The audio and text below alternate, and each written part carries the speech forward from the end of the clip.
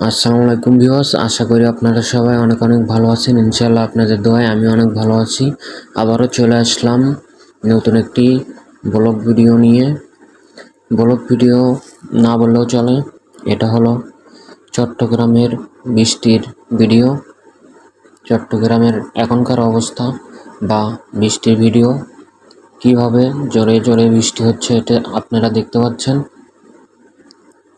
জোরে জোরে বৃষ্টি হচ্ছে এবং সাথে দমকা হাওয়া বাতাস আপনারা দেখতে পাচ্ছেন।